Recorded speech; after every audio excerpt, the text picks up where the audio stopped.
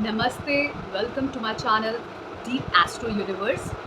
आज मैं आपके साथ बात करूंगी मेष लग्न वालों के लिए, एरीज लग्न वालों के लिए सितंबर मंथ में ट्रांजिट्स क्या कहते हैं। सितंबर में होने वाले जितने भी ट्रांजिट्स हैं आज उस पर चर्चा करूंगी। उससे पहले मैं आपको ये बता दूं कि ये जो भी मंथली ट्रांजिट्स होते हैं वो आप अपनी जो महादशा जिस लॉर्ड की चल रही है, अंतरदशा और प्रत्यंतर दशा चल रही है, उन लॉर्ड्स के बारे में ही समझने की कोशिश करिएगा हर मंथ में होने वाले ट्रांजिट्स के बारे में।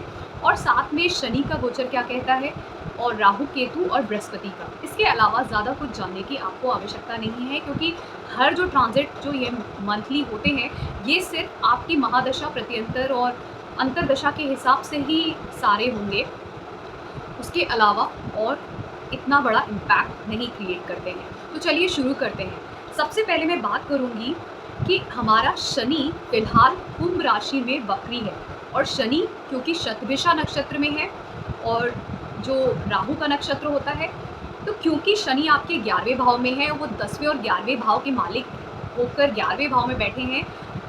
तो वो ये बताता है कि वो इन 2.5 सालों में जब तक कि शनि यहाँ पर रहेंगे कुंभ राशि में, आपको बहुत तरीके के लाभ, आपको सोशल सर्कल आपका बहुत बढ़ेगा, आपके बड़े भाई बहन को भी कहीं ना कहीं लाभ होगा, आपको बहुत ज़्यादा लाभ होगा। सबसे ज़्यादा आपके करियर में आप उन्नति देखोगे बहुत सारी। और फिर उसके साथ साथ अगर इसकी थर्ड दृष्टि, जो तीसरी दृष्टि है, वो पहले घर पे जा रही है, तो आप बहुत ही ज़्यादा, आप इस टाइम पीरियड में बहुत ही ज़्यादा सीरियस हो जाओगे और बहुत ही प्रैक्टिकली अपनी चीज़ों को, लाइफ को डील करोगे। फिर उसके बाद इसकी 7वीं दृष्टि पंचम भाव में पड़ेगी।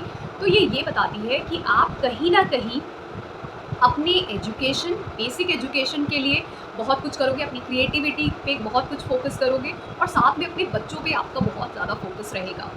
फिर इसकी 10वीं दृष्टि जो है वो आपके जो पड़ेगी, वो पड़ेगी आपके 8वें भाव में।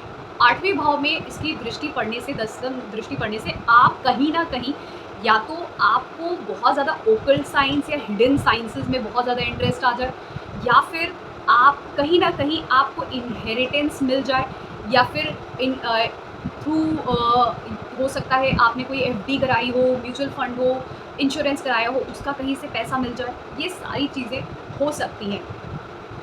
और इसी के साथ साथ अगर मैं बात करूं और प्लैनेट्स की, उनका ट्रांजिट कैसा रहेगा, तो अब हम उस पर चर्चा करते हैं। तो बुध की बात करें तो बुध फिलहाल रेट्रोग्रेड है सिंह राशि में, पूर्व फाल्गुनी नक्षत्र में। और फिर 16 सितंबर से ये फॉरवर्ड मूव करने लगेगा। मतलब जो वक्री मूव कर रहा था पहले सिंह राशि में, वो आगे जाके उसका मूवमेंट जो होगा वो फॉरवर्ड हो जाएगा, मतलब डायरेक्ट हो जाएगा। तो ये क्या बताता है, क्योंकि बुध की राशि मिथुन आपके 3रे भाव में आती है और जो कन्या है वो 6ठे भाव में आती है, और फिलहाल ये सिंह राशि में मतलब पंचम भाव में है। तो 3रे घर से तो ये 3रा भाव है, पंचम भाव, लेकिन 6ठे से ये 12वां भाव है। तो ये कहीं ना कहीं ये बताता है कि एक तो अगर आपकी इसकी महादशा या अंतरदशा या प्रत्यंतर चल रही होगी, तो कहीं ना कहीं कुछ हो सकता है, रुकावटें आ रही हो आपके सर्विसेज, आप जो जॉब कर रहे हो उसमें। फिर ये भी बताता है कि ये जो टाइम पीरियड है आपके बच्चों के लिए, ये थोड़ा सा हो सकता है डिफ़िकल्ट हो। फिर उसके साथ साथ ये आपकी खुद की बेसिक एजुकेशन के लिए भी थोड़ा सा हार्ड वर्किंग टाइम बता रहा है। तो ये तभी होगा अगर आपकी बुध की महादशा, अंतरदशा या प्रत्यंतर दशा चल रही होगी। फिर बात करते हैं सूर्य की। सूर्य जो है वो अभी पूर्व फाल्गुनी नक्षत्र में है, और फिर 14 सितंबर को ये उत्तर फाल्गुनी नक्षत्र में चला जाएगा। तो क्योंकि सूर्य की बात करूं, और सूर्य फिलहाल लियो साइन में ही है, सिंह राशि में ही है, तो सिंह राशि में होने की वजह से सूर्य तो अपना परिणाम बहुत अच्छा ही देगा, तो क्योंकि वो अपनी ही राशि में है। तो अगर इसकी आपकी महादशा, अंतरदशा या प्रत्यंतर दशा चल रही होगी, तो सूर्य तो आपके लिए बहुत ही अच्छा है फिलहाल इस टाइम पीरियड में, क्योंकि पंचम भाव पे वो बैठा है और 11वें भाव को वो दृष्टि दे रहा है। तो पंचम भाव को भी अच्छा करता है। पंचम भाव से रिलेटेड जितनी भी चीज़ें हैं, क्रिएटिविटी, बेसिक एजुकेशन, आपके बच्चों से लेके वहाँ पर बहुत कुछ अच्छा करेगा। और साथ में 11वें भाव को भी देख रहा है तो वो भी अच्छा होगा। बस प्रॉब्लम ये है कि सूर्य के सामने दृष्टि जा रही है शनि की। ये दृष्टि शनि पे कुछ थोड़ी-सी डिफ़िकल्ट हो सकती है, क्योंकि शनि और सूर्य का एक तरीके से इतना ज़्यादा फ्रेंडली एटीट्यूड नहीं है। एक अच्छा साथ में अगर एक दूसरे को दृष्ट करते हैं तो कहीं न कहीं एक बैड इम्पैक्ट को क्रिएट करता है सूर्य के ऊपर। तो इस वजह से हो सकता है कि वो डिफ़िकल्टी क्रिएट करे सूर्य वहाँ पे बैठ के शनि के ऊपर दृष्टि पे। लेकिन वो जिस घर में बैठा है पंचम भाव में, उस घर के लिए तो वो डेफ़िनेटली बहुत ही अच्छा करेगा। तो ये इफ़ेक्ट तब होगा अगर आपकी इसकी महादशा, अंतर्दशा या प्रत्यंतर चल रही होगी। अब बात करते हैं बृहस्पति की। बृहस्पति हम सभी को पता है अभी फ़िलहाल मेष राशि में गोचर कर रहा है और वो भरणी नक्षत्र में है। और 4 सितंबर को 4 सितंबर को वो रेट्रोग्रेड हो जाएगा। तो कोई भी जो यूजुअली अच्छे प्लैनेट्स होते हैं, जैसे बृहस्पति हो गया, शुक्र हो गया, बुध हो गया, ये जब प्लैनेट्स रेट्रोग्रेड होते हैं तो ऐसा कहा जाता है कि ये प्लैनेट्स और ज़्यादा अच्छा इफ़ेक्ट क्रिएट करते हैं। पर मेरा ये पर्सनली मानना है कि कोई भी प्लैनेट अच्छा बुरा तब करता है अगर वो सेम तरीके का सेम पोजीशन, सेम टाइप का हो। अगर आपकी कुंडली में, सपोज करिए आपकी कुंडली में बृहस्पति रेट्रोग्रेड ही है, तो ये जो टाइम पीरियड आपके लिए होगा ये आपके लिए बहुत अच्छा होगा। लेकिन सपोज जिसकी कुंडली में बृहस्पति रेट्रोग्रेड नहीं है, वक्री नहीं है, उसके लिए टाइम पीरियड थोड़ा डिफ़िकल्ट हो सकता है। तो जितना मैंने आज तक एनालिसिस किया है, वो आपकी कुंडली में जिस तरीके से प्लैनेट बैठा है, अगर वो वक्री बैठा है तो वो टाइम पीरियड आपके लिए ज़्यादा अच्छा होगा। जब वो प्लैनेट खुद साल में किसी एक बार वक्री होता है, वो टाइम पीरियड आपके लिए ज़्यादा अच्छा होगा कंपेयर टू जिस टाइम पे वो वक्री नहीं है। तो इसी तरीके से कुछ चीज़ें डिफ़र कर जाती हैं, कुछ चीज़ें अलग हो जाती हैं। तो वैसे बृहस्पति बहुत अच्छा माना गया है, अगर वक्री होता है तो और बेटर रिजल्ट देता है। बट हर एक वक्री प्लैनेट अगर की बात करें, तो जब भी कोई ग्रह वक्री होता है तो आपका कार्मिकली आप ज़्यादा उस ग्रह से टाइड हो, मतलब आपके कुछ पेंडिंग कर्मा ज़्यादा है उस ग्रह से रिलेटेड टू। तो बृहस्पति अब जब वक्री होगा 4 सितंबर को, तो क्योंकि ये नवम भाव और 12वें भाव की राशि है और आपके फिलहाल पहले घर में चलेगी, तो वो अपने घर का इफेक्ट, जो 12वें घर का इफेक्ट है मीन राशि का, उसका भी इफेक्ट देगी, और जिस राशि में बैठी है मेष राशि में, उसका भी इफेक्ट देगी। तो इन दोनों का इफेक्ट देगी, और जॉइंट इफेक्ट देने की वजह से हो सकता है जिनकी कुंडली में वक्री हो उनके पास विदेश जाने के, ट्रैवल के, बहुत दूर ट्रैवल के बहुत सारे रास्ते खुल जाए। और क्योंकि इसकी दृष्टि पंचम भाव पे, सप्तम भाव पे और नवम भाव पे, तो आपका भाग्योदय बताता है, आपके लाइफ में अच्छी चीज़ें होंगी सप्तम भाव से रिलेटेड टू। अगर आप किसी बिजनेस में हो या आपके स्पाउस के साथ आपके टाइप्स बहुत अच्छे होंगे, रिलेशनशिप आपके बहुत अच्छे होंगे, और आपकी खुद की क्रिएटिविटी, आपके बच्चों के साथ सब बहुत ही, ये बहुत ही टाइम पीरियड बहुत ही अच्छा रहने वाला है आपके लिए। तो फिलहाल जुपिटर की अगर महादशा, अंतर्दशा, प्रति अंतर्दशा आपकी चल रही है, तो ये टाइम पीरियड आपके लिए बहुत ही अच्छा होगा। जिनके भी कुंडली में बृहस्पति वक्री होगा उनके लिए खासकर ये टाइम पीरियड सबसे अच्छा होगा। फिर बात करते हैं शुक्र की। शुक्र अश्लेषा नक्षत्र में है और 4 सितंबर को वो मार्गी हो जाएगा, मतलब डायरेक्ट मोशन में हो जाएगा। तो अश्लेषा नक्षत्र होता है बुध का नक्षत्र। शुक्र की राशि वृषभ आती है आपके दूसरे भाव में, और तुला जो कि है लिब्रा, वो आती है सप्तम भाव में।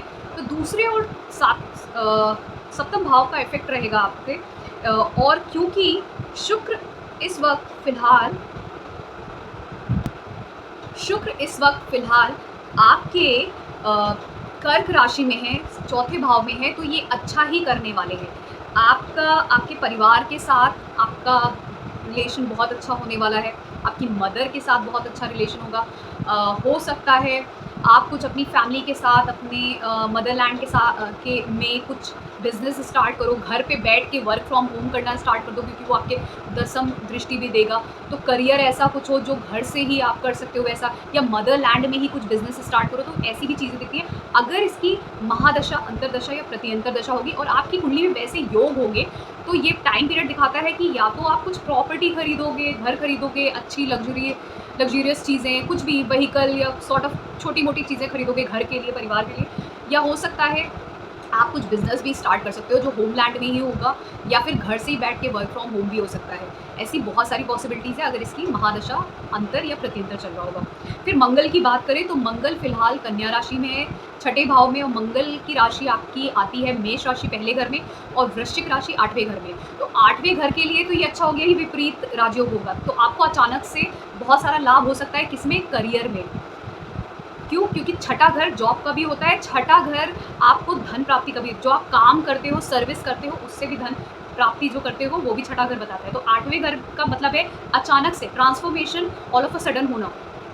तो ये बताता है कि ऑल ऑफ अ सडन आपकी लाइफ में ऐसा ट्रांसफॉर्मेशन होगा जो आपके लिए बेनिफिट ही लेके आएगा। और क्योंकि ये कन्या राशि में है और हस्ता नक्षत्र में है, जो बाद में 23 सितंबर को ये चित्रा नक्षत्र में चला जाएगा, तो 3 सितंबर को ये हस्ता नक्षत्र में जब रहेगा तो ये चंद्रमा का नक्षत्र है। मंगल और चंद्रमा, वैसे तो ये एक डिफ़िकल्ट कॉम्बिनेशन है, ये डिफ़िकल्ट आपकी मदर के लिए भी है, तो हो सकता है 3 सितंबर के बाद थोड़ा मदर के लिए, आपके लिए मदर के लिए ये डिफ़िकल्ट टाइम हो सकता है, लेकिन ओवरऑल पैसे के लिए ये एक बहुत अच्छा योग होता है। फिर 23 सितंबर को ये चित्रा नक्षत्र में जाएगा जो मंगल का खुद का नक्षत्र है, तब वहाँ से ये बहुत अच्छा काम करने वाला है।